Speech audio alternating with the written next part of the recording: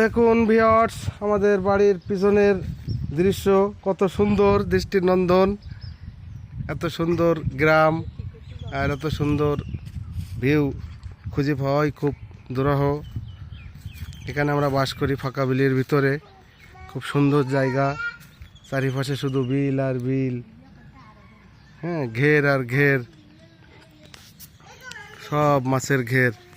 সেই সাথে মাছের ঘেরের সাথে ধান, আমাদের একটাই ফসল ইরি ধান।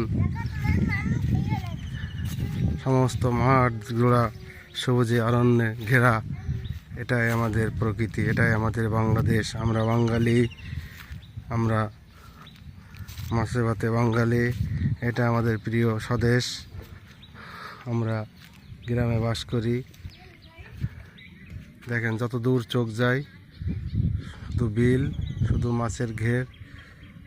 যেহেতু আমরা যশোরের বাসিন্দা, সেহেতু আমাদের মাছের চাপটা একটু বেশি।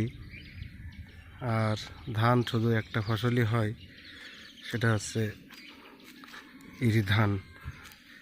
এবং এই ধান এবং এই মাঠ ফসল ঘেরা এই বিলির ভিতরে আমাদের এক টুকরো থাকার জায়গা, আমাদের আবাসস্থল।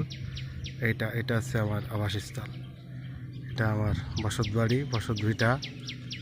এটা নিয়ে এখানে আমি বসবাস করি এবং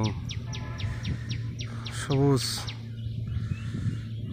গাছগাছালিতে ঘেরা এবং মনোমুগ্ধকর পরিবেশ। কি সুন্দর বাতাস। এবং দেখেন আকাশে শুধু পাখি আর পাখি, কলরব, সাদা সাদা পাখির কলরব। বক, এত সুন্দর বক সমস্ত আকাশে দেখেন ওড়ে। পাখি, সকালে পাখির কিচিমিচিতে ঘুম ভেঙে যায়, ঘুমানো যায় না।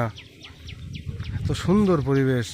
দেখেন সমস্ত আকাশ জোড়া, দর্শক দেখেন সমস্ত আকাশ জোড়া শুধু পাখি আর পাখি, শুধু পাখি আর পাখি।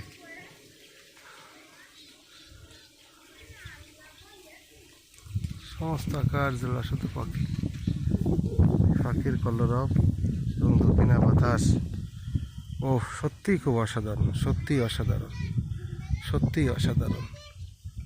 এটা আমাদের প্রিয় বাংলাদেশ, প্রিয় দেশ। আসলে গ্রামে না বাস করলে জীবনের আনন্দ বা জীবনের শৈশবের অনেক স্মৃতি আসলে উপভোগ করা যায় না, উপলব্ধি করা যায় না।